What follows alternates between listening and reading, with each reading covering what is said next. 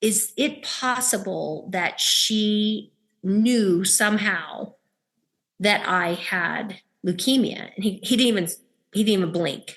Absolutely.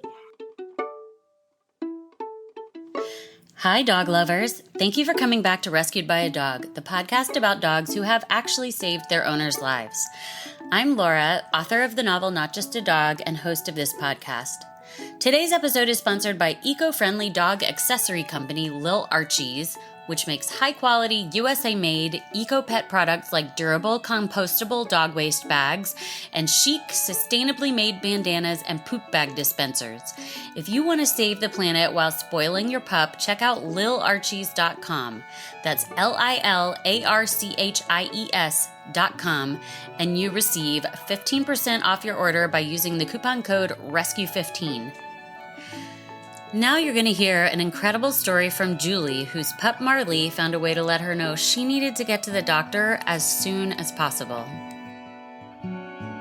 Hello? Hi there. Let me see if I can turn on my camera. There. Thank you. Thank you so much for talking to me today.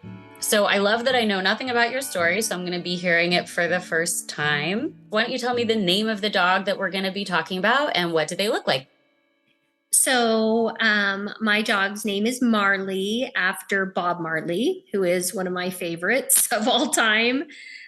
Three Little Birds is one of my favorite songs. And she is a cream golden doodle, about 35 pounds, all fluff.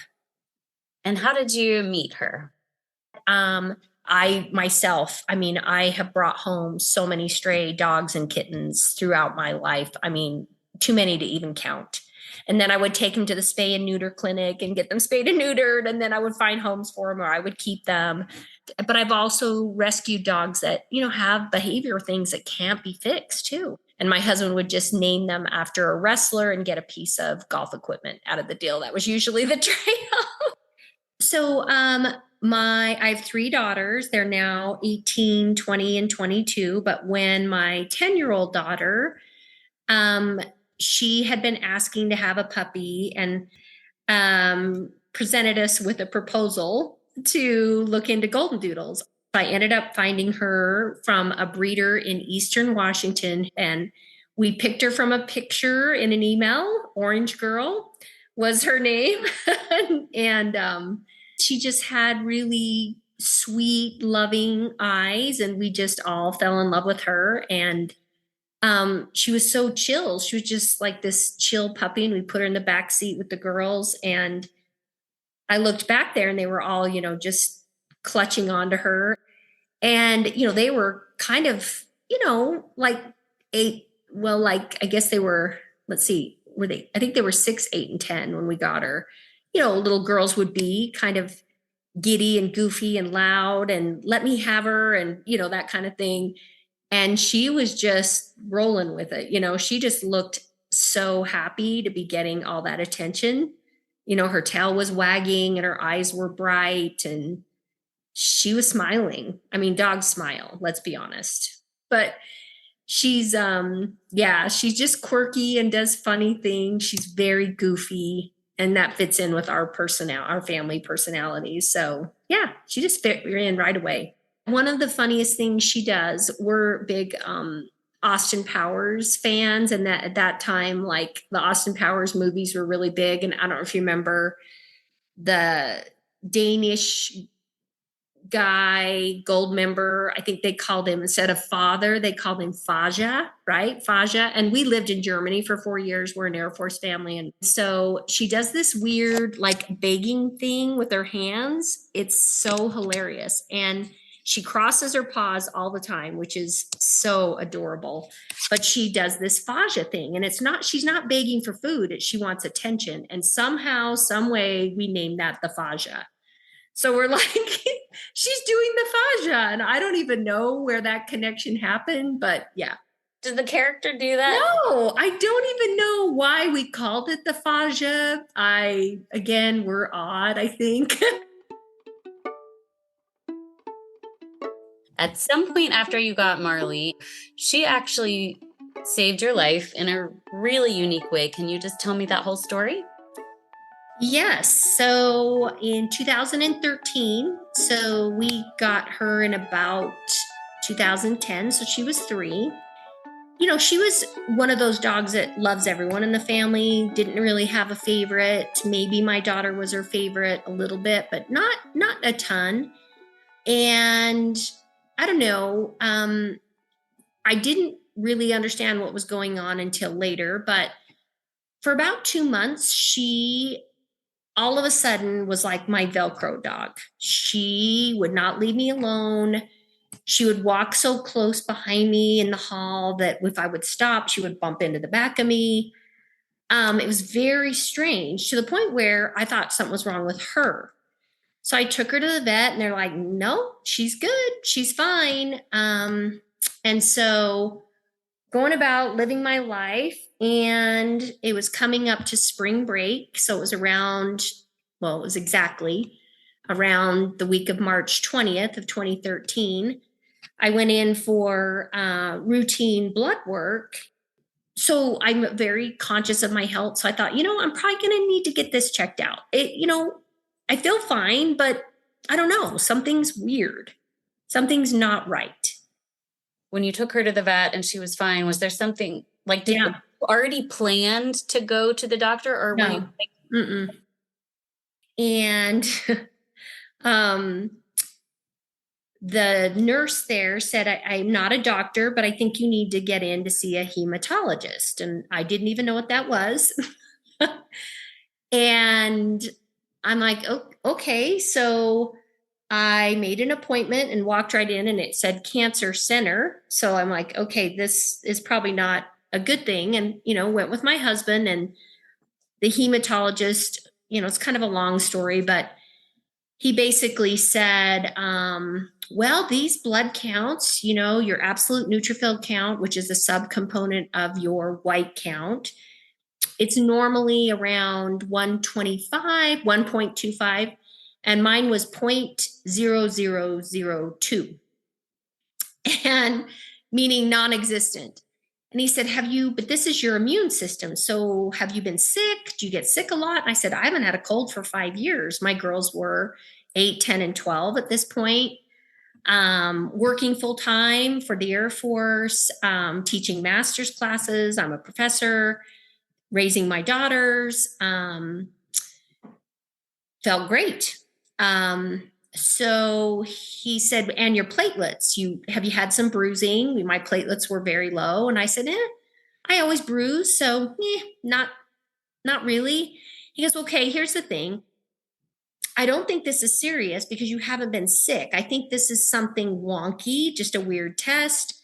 But just to be sure, I'm going to send you for a bone marrow biopsy and a CAT scan, just to rule out some things. And I said, okay, so I'm one of these planners. I'm a person who tell me the worst that this could be. What's the worst case scenario? And he goes, well, worst case scenario, you have acute leukemia, and we'll be checking you into a hospital for months, and you'll probably need a bone marrow transplant. He goes, but I don't think this is what this is. I think based on everything, I said, well, we have a cruise coming up. We're taking spring break. Should I buy trip insurance? No. Based on how well you are, no way. He goes, what about exercise? I said, I stair step 40 minutes today. I'm healthy. I'm fit, So he says, I'm going to send you tomorrow to go get this done. And this was on a Wednesday. And he said, we'll call you Monday with the results, but don't worry. Don't stress. Well, of course I stressed. The very next day, within hours of the test, he calls me and he says, I need you to come in and I need you to bring your husband. And I just kind of went, okay, this is bad. So I walked in, he said, it's the worst case scenario. He goes, you have acute myeloid leukemia. We have a bed for you at LDS Hospital. You need to be there in 2 hours. They will start chemo today and put a port in your heart today. because we have to get after this. This will kill you in a matter of days. And plan to be there a month to 8 months. And I had the type of leukemia I had has about a 6% 5-year survival rate. So it's really bad. He said, you have, get your stuff, go pack very little and get there. You need to be there ASAP. So we came home. I just said, Mom, told the girls very minimal, very little. Just said, Mom's got to go. Trying to figure, she's got to go to the hospital. We'll figure it out. And so it's a whirlwind, right? You get there, and I was so blessed in that my oncology team was headed by a man from Denmark who stands up stem cell transplant facilities across the world. Very, very, very knowledgeable man. His name is Dr. Peterson. He said, here's the thing. Yes, you have acute myeloid leukemia, but there are 13 subtypes. And about 20% of them are what we call favorable, and you can survive, possibly, and you might not even need a stem cell transplant. So it was sort of that. He said, we have to get you into remission, and then there's, you'll be in treatment for a year and a half. We won't know much for a couple weeks about, what subtype you have. But if you're a praying person, which I'm a person of faith, pray for inversion 16 or translocation 1821. It's referring to chromosomes. Okay. Okay. So off I went, and that part's a blur. Immediately getting chemo. I won't go into the gory details, but it's some of the strongest chemo known to man. It's called idarubicine. It's the red devil. I mean, it was pretty brutal. Couldn't see my girls for 2.5 weeks because I couldn't risk. You have no immune system. So I was pretty much sequestered in a hospital room. Negative air flow, because it's one of those that you can't take the risk of being exposed to any germs, anything. So I went on that journey, and 2 weeks in, he walked into my room and he goes, I'm glad it happened to you. He said, inversion 16, you have a favorable subtype. That means that you probably won't need a bone marrow transplant. However, you still have to have this round of induction chemo, which lasted, I was in the hospital for 28 days. And then 4 sessions of what's called consolidation chemo. So went about that, went home. You wait for your counts to come back up. You can't leave the house. You have to be on a low microbial diet, no fresh fruits, no vegetables, no fat. No, I mean, it's very strict. Everything you put into your body can't be around soil. They did let me, and that was one of the questions. I said, I have pets. And they said, no, you can, for now, you can keep them. But if you need a stem cell transplant, they'll have to go elsewhere. The joy that I saw when I walked in the door from my being gone for 28 days, and she was just like, it was like, there she is, I mean, it was like, I don't know. It was just this reunion. Of course I was happy to see my children, my daughters, but she was doing the fascia and running around and just, she stands on her hind legs and does that weird thing with her front paws, and it's her, and she's not begging for food. She's begging for, hey, look at me. Give me attention. Look at me. And that I will always remember that joy. And through my treatment of over a year and a half, my husband still had to go to work. My daughters went to school, and my parents by that time had passed away. And I know I can say this to you and you won't judge me, but that dog mothered me. She totally mothered me. How? I mean, the love and like just kind of just wherever I went, there she was, Are you okay? I felt like she was always like, you good? You all right? And it was funny, before I got sick, we bought a really nice, comfortable, like Tempur-Pedic adjustable base bed. And I thought to myself, I must have known I needed a bed to die in. I literally thought that. So I spent a lot of time in my bed and eating a lot of, because you have a lot of pain in your mouth from the medicines and this and that, so trying to not lose weight and trying to get nutrition and stuff. And she's bigger dog. She's 35 pounds. She spooned me. She would jump in the bed and curl up behind me and literally spoon me. And she wouldn't pester me. She just knew, hey, she can't take me out right now. I'm just going to chill. And she would put her little head, just rest her little head on my shoulder and just gaze into my eyes, like they do. As long as I was in the bed, she was with me. But that made you feel less alone in your... Oh, yeah.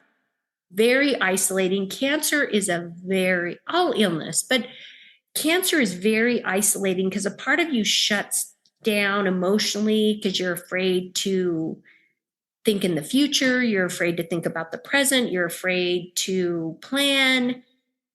You're afraid to show emotion, especially when you have young kids observing all of this, right? You don't want them to worry. So yeah, it's very isolating. And so I chose to be alone with her a lot when it was raw and I just didn't want to show, how literally scared to death I was. And I couldn't have visitors. I couldn't have people come to my home because of the germ situation. So I was isolated in my house for about 18 months. Which was actually very cathartic for me and very, very healing and very, and I'm an extrovert, but it was a very calming. I had a sense of calm during that time. And you know what? Now I don't even think about cancer. I don't think about it as far as worrying about it, because it's like the good Lord let me, deal or have to deal with the very worst that was out there. And it's like, okay, it's fine. You're fine. And so I don't know, I'm a spiritual person, so I look at it maybe a little bit differently, but it's weird. The thing I feared the worst happened and I survived. And I came out better for it, I believe, in so many ways. I mean, it definitely changed so many things about our family.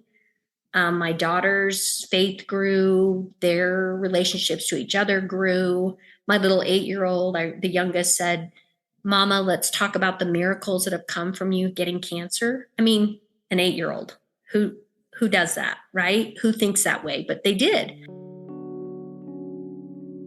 And Marley is the love of my life. Just wherever I went, there she was, Are you okay? I felt like she was always like, you good? They're God's gift to us, I believe, to show us just unconditional love. They love us no matter how grumpy we are, how ugly we look, they don't care. Do we ever brushed our teeth yet? They just love us. So I kind of had forgotten the whole leading up to this, how Marley acted weird towards me until my first round of consolidation chemo, where, and oh, by the way, to make sure you continue to be in remission, you need a bone marrow biopsy. Let me just tell you, it's the worst pain you can even ever. I've had children, I've had natural childbirth. Nothing compares to that pain, but it's a positive thing because you're praying for continued remission, right? Which I was blessed to continue to have. So when I went back in about 45 days later for my next week session of chemo, I saw Dr. Peterson, and I had seen some therapy dogs on the floor. And so it kind of brought to my mind Marley's behavior. And I said, okay, I'm going to ask you a question, and I don't want you to think I'm crazy.